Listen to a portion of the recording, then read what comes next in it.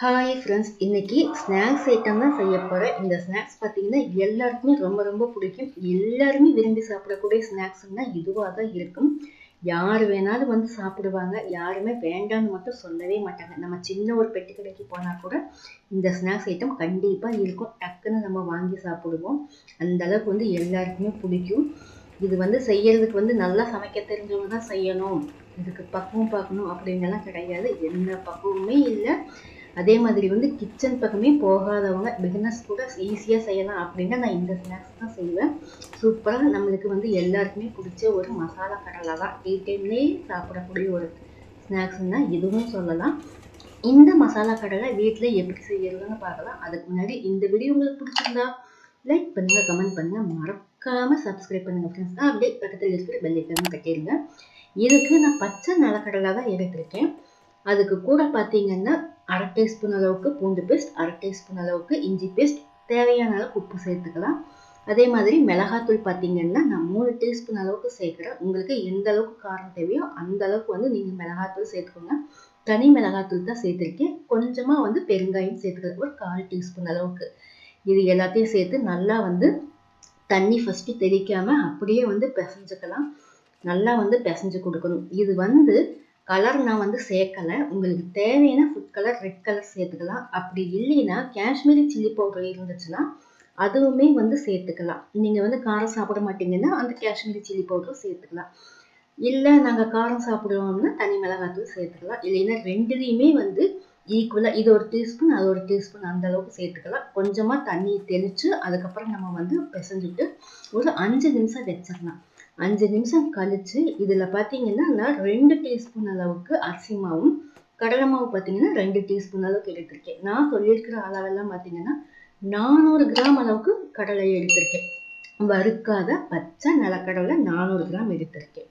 நீங்கள் வந்து உங்களுக்கு அதிகமாக வேணும்னா அதுக்கு அளவுக்கு நீங்கள் வந்து மசாலா சேர்த்துக்கோங்க. இல்லை கம்மியாக வேணும்னா அதுக்கு தகுந்த மாதிரி மசாலா சேர்த்துக்கோங்க. இது எல்லாம் வந்து ஃபஸ்ட்டு வந்து பிசைஞ்சுக்கலாம். தண்ணியே சேர்க்காம ஃபஸ்ட்டு எல்லாம் பிசைஞ்சிட்டு அதுக்கப்புறம் பார்த்தீங்கன்னா கொஞ்சம் கொஞ்சமாக தான் தண்ணியை வந்து தெளித்து தான் வந்து பிசையணும்.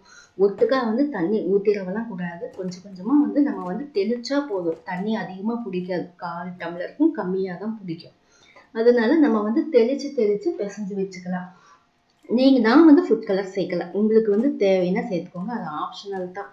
முடிஞ்ச வரைக்கும் ஃபுட் கலர் சேர்க்காம செய்கிறது நல்லது தான். நல்லா வந்து பிசைஞ்சு கொடுத்தோம் அப்படின்னா எல்லா பக்கமுமே அந்த மசாலா வந்து பிடிச்சிக்கும். ஆனால் மறுபடியும் நான் சொல்கிறேன், தண்ணி வந்து தெளிக்கணும். அப்படியே ஒட்டுக்கால ஊற்றிடக்கூடாது. கொஞ்சமாக தான் பிடிக்கும் தண்ணி. அதனால நல்லா வந்து நம்ம பிசைஞ்சுக்கணும். பிசைஞ்சோம்னா நல்லா மசாலா எல்லா பக்கமும் பிடிச்சிக்கும். பாருங்க இந்த அளவுக்கு பிடிச்சிக்கும்.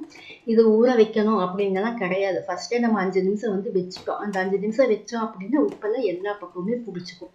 அதனால தான் வந்து ஃபஸ்ட்டு மசாலா சேர்த்ததுமே வந்து நல்லா பிசைஞ்சு வச்சு ஒரு 5 நிமிஷம் வைக்கிறது. மறுபடியும் எல்லாம் ஊற வைக்கணுங்கிறது கிடையாது. அதே மாதிரி இதுக்கு எண்ணெய் வந்து நல்லா காயணும். நம்மளுக்கு எந்த அளவுக்கு வந்து பொரிக்கிறதுக்கு எண்ணெய் தேவையோ அந்த அளவுக்கு வந்து எண்ணெய் ஊற்றிக்கலாம். எண்ணெய் நல்லா காஞ்சதுக்கப்புறம் நம்மளுக்கு தேவையான அளவுக்கு எடுத்து ஒவ்வொன்றா வந்து போட்டுக்கலாம். நீங்கள் வந்து ஒவ்வொன்றா போடுறதாகவும் போட்டுக்கலாம். இல்லைன்னா மொத்தமாக அப்படியே வந்து சும்மா எடுத்து அப்படியே வந்து போட்டோம் அப்படின்னாலே உதிரி உதிரியாக போட்டோம்னாலே வந்து அது உதிரியாக தான் விழுகும். சில சமயம் அப்படியே கொத்தாகவும் விழுகும். பாருங்க இந்த மாதிரி கொத்தாகவும் விழுகும். அதுக்காக நம்ம ஒன்றும் வந்து கவலைப்பட வேண்டியது இல்லை. நம்ம மறுபடியும் எடுத்து வறுத்தெடுத்து சும்மா அப்படியே உடைச்சோம் அப்படின்னு உடஞ்சி போயிடும். நான் வந்து அப்படியே வந்து 1க்கு 2 தான் போட்டிருக்கேன். இந்த உருண்டை எப்படி போடுறது அப்படின்னா இந்த போண்டாலாம் போடுவோம் இல்லையா, அந்த மாதிரி நான் போட்டுட்டேன். சரி அது எப்படி வந்தாலும் சரி அப்படின்ட்டு நான் போட்டேன். உங்களுக்கு வேணும்னா ஒவ்வொன்றா உதிரி உதிரியாக கூட போட்டுக்கலாம். அப்படியே உதிர்த்து விட்டாலே வந்து உதிரியாக தான் விழுகும். நான் வந்து ஒரு சில சமயம் வந்து 2ஆவும் விழுந்திருக்கும், அப்படியே கொத்து கொத்தாக விழுந்திருக்கும். அது நம்ம வந்து மறுபடியும் எடுத்துட்டு அப்படியே உடச்சி விட்டோம்னா உடஞ்சிடும்.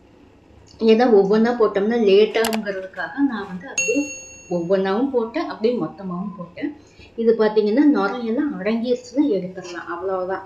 போட்டு அப்படியே வந்து வறுத்துக்கிட்டு சிந்திட்டெல்லாம் இருக்கணுங்கிறது கிடையாது. நம்ம நல்லா எண்ணெய் சூடானதும் இந்த உதிரி உதிரியாக மசாலா கடலையை போட்டு ஒரு 5 நிமிஷம் விட்டோம் அப்படின்னா திருப்பணுங்கிறதும் கிடையாது. 5 நிமிஷம் விட்டோம்னா நல்லா வந்து நுரையெல்லாம் அடங்கிடும். அடங்கினதுக்கப்புறம் நம்ம வந்து எடுத்துடலாம். நல்லா வந்து மொறு மொறுன்னு இருக்கும். அவ்வளோ மொறு மொறுன்னு சூப்பராக இருக்கும். சாப்பிட்றதுக்கே வந்து இவ்வளோ சூப்பராக நம்மளே வீட்டில் செய்கிறோமான்ட்டு நமக்கே ஆச்சரியமாக இருக்கிற அளவுக்கு தான் இருக்கும். நான் இந்த கடலை என்ன பண்ணியிருக்கிறேன்னா, முக்கால்வாசி வெந்ததுக்கப்புறம் எடுத்துக்கிட்டு எல்லா மசாலா கடலையும் போட்டு முக்கால்வாசி வெந்ததுக்கப்புறம் எடுத்துக்கிட்டு மறுபடியும் என்ன பண்ணேன், அதே கடலையை எண்ணெய் சூடாக இருக்கிற எண்ணெயில் நான் போட்டு எடுத்தேன். அது வந்து ஒரு 2 நிமிஷம் போட்டால் போதும். நீங்கள் வேண்டாம் அப்படின்னு ஒரே டைமில் கூட வறுத்து எடுத்துக்கலாம். நான் வந்து 2 டைமாக வறுத்து எடுத்துக்கிறேன். உங்களுக்கு எப்படி தெரியும் அந்த அளவுக்கு பண்ணிக்கோங்க. ஒரே டைமில் வேணும்னா வறுத்து எடுத்துக்கலாம். இல்லை என்ன மாதிரி முக்கால்வாசி வந்து வெந்ததுக்கப்புறம் எடுத்துக்கிட்டு எல்லா கடலையும் வறுத்துக்கிட்டு அதுக்கப்புறம் எல்லாமே ஒரே மாதிரி போட்டுன்னு கூட எடுக்கலாம். 1 நிமிஷம் சூடான எண்ணெயில் 2வது தடவை போடும்போது சூடான எண்ணெயில் 1 நிமிஷம் போட்டு எடுத்தால் போதும். ரொம்ப நேரமெல்லாம் விடக்கூடாது. ரொம்ப நேரம் விட்டோம் அப்படின்னு கருகி போயிடும்.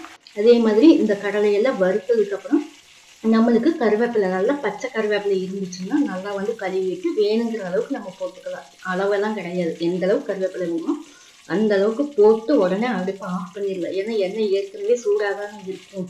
அதனால போட்டதும் நம்ம வந்து இந்த கருவேப்பிலை போட்டதும் ஆஃப் பண்ணிடலாம். அப்புறம் ஒரு செகண்ட் விட்டாலே வந்து கருவேப்பிலை நல்லா பொரிஞ்சிடும். நல்லா வந்து எண்ணெயெல்லாம் வடிகட்டி நம்ம இதில் எடுத்து போட்டுக்கலாம். சூப்பராக நம்ம பெட்டி கடைகளில் கிடைக்கிற மசாலா கடலை வீட்லேயே செஞ்சாச்சு. இது டீ டைமில் சாப்பிட்றதுக்கு அவ்வளோ சூப்பராக இருக்கும். நம்மளுக்கு எப்பெல்லாம் தேவையோ உடனே கூட செஞ்சுக்கலாம். இல்லைன்னா வாரத்துக்கு 1 நாள் கூட செஞ்சு வச்சுக்கலாம். இந்த ஸ்நாக்ஸ் பார்த்தீங்கன்னா நம்ம ஸ்கூல் ஸ்நாக்ஸாக கூட கொடுத்துக்கலாம். நம்ம வீட்லேயே செஞ்சோம்னா இன்னும் சூப்பராக இருக்கும். கடைகள்லாம் வாங்கணுங்கிறது கிடையாது. அதே மாதிரி செய்யறதுக்கு ரொம்ப நேரமும் எடுக்காது. நம்ம வேணுங்கிறப்பவும் செஞ்சுக்கலாம். இல்லை வாரத்துக்கு 1 நாள் செஞ்சு நல்லா ஏர்டைட் கண்டெய்னரில் போட்டு வச்சுக்கலாம். ஸ்டோர் பண்ணி வச்சுக்கிட்டோம்னா நம்மளுக்கு எப்போல்லாம் தேவையோ அப்போல்லாம் சாப்பிடலாம். டீ டைம்லையெல்லாம் சாப்பிட்றதுக்கு அவ்வளோ சூப்பராக நல்லா காரசாரமாக இருக்கும். சூப்பரான மசாலா கடலை ரெடி ஆயிடுச்சுங்க. இந்த வீடியோ உங்களுக்கு பிடிச்சிருந்தா லைக் பண்ணுங்க, கமெண்ட் பண்ணுங்க, மறக்காம சப்ஸ்கிரைப் பண்ணுங்க. அப்படியே பக்கத்தில் இருக்கிற பெல் ஐகானை தட்டிடுங்க. அப்பதான் நான் படுற எல்லா வீடியோவும் உங்களுக்கு வரும்.